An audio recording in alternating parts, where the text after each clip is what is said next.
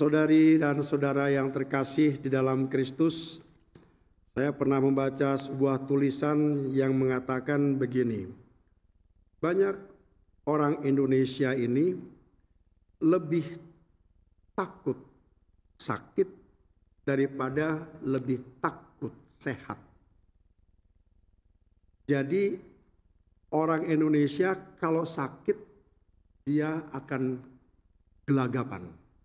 Tetapi dia tidak pernah takut untuk sehat. Maka tidak pernah yang namanya menjaga kesehatan dan sebagainya. Maka baru-baru ini pemerintah mulai mengadakan yang namanya pembatasan pergerakan kegiatan masyarakat darurat. Mulai tanggal 12 Juli sampai 20 Juli untuk di daerah Kota Medan ini. PPKM itu membuktikan bahwa tulisan orang tersebut adalah benar. Seandainya orang-orang itu lebih takut akan sehat, maka mereka akan menjaga protokol kesehatan, mereka akan lebih banyak menjaga yang namanya aturan-aturan yang telah ditetapkan.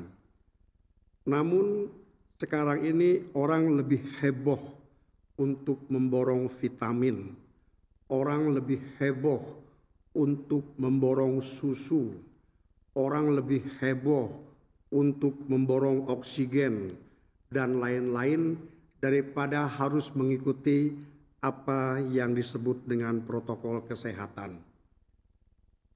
Inilah yang disebut dengan mentalitas orang yang berhati degil. Mengapa orang bisa mengalami mentalitas yang berhati degil?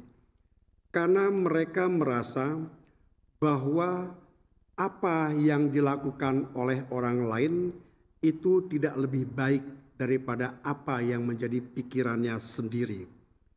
Dan itulah yang ditampilkan orang-orang Ibrani ketika mereka berselisih satu sama lain dan ketika Musa melerai mereka. Apa urusanmu, hai Musa? Kamu mau menjadi hakim atas kami. Padahal maksud Musa adalah baik, bahwa sesama orang Ibrani yang sudah ditindas, lebih baik janganlah saling berkonflik, tetapi carilah akal sehat, buatlah mental yang lebih sehat, sehingga mereka bisa bertahan di dalam suasana penindasan, atau dalam situasi sekarang bisa bertahan dalam situasi pandemi. Tetapi justru orang-orang Ibrani itu mereka lebih senang berkonflik satu dengan yang lain daripada mereka harus menggunakan akal sehat mereka.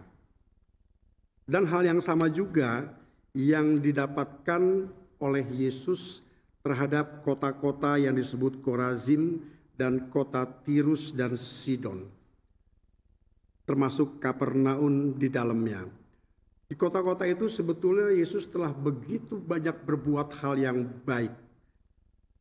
Himbauan-himbauan, mujizat-mujizat, semuanya ditampilkan. Tetapi satu pun tidak ada yang menggerakkan hati mereka ke arah pertobatan. Justru mereka minta tanda. Tanda apa yang kamu bawa buat kami?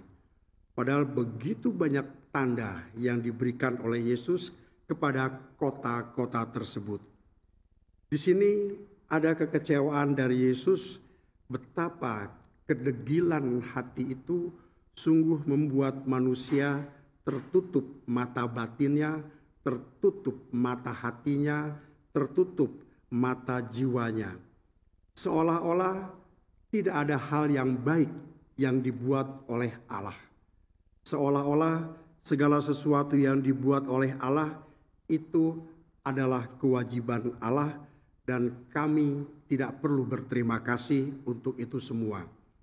Dan itulah yang membuat Yesus mengecam kota-kota itu karena kedegilan hati manusia. Saudari dan saudara yang terkasih, janganlah kita menjadi orang yang degil hati kita. Janganlah seolah-olah bahwa apa yang telah ditetapkan sebagai peraturan itu akan membuat kita sengsara. Tetapi justru dengan mengikuti segala aturan yang dihimbau, dengan mengikuti PPKM, kita sungguh-sungguh mendapatkan makna yang besar. Dan itulah sejatinya pertobatan kita. Seorang santo sekaligus uskup bernama Jose Romero mengatakan begini, Kristianitas itu bukanlah semata-mata hanya sekedar ajaran tentang kebenaran. Kristianitas itu bukanlah hanya sekedar dogma. Kristianitas itu bukanlah sekedar kepercayaan. Tetapi Kristianitas itu adalah pribadi kita sendiri.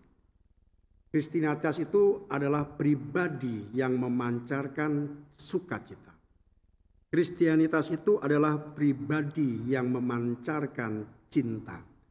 Kristianitas itu adalah pribadi yang menjaga keselamatan orang lain. Dan ketika kita meluruhkan seluruh kedegilan hati kita, itulah kita pantas untuk disebut sebagai manusia-manusia Kristiani. Dukungan kita terhadap protokol kesehatan, dukungan kita terhadap PPKM darurat, dukungan kita terhadap peraturan yang ada menunjukkan bahwa kita adalah manusia-manusia Kristiani yang sejati. Karena di dalam diri kitalah Yesus bersemayam, di dalam diri kitalah Yesus yang menggerakkan seluruh kehidupan kita.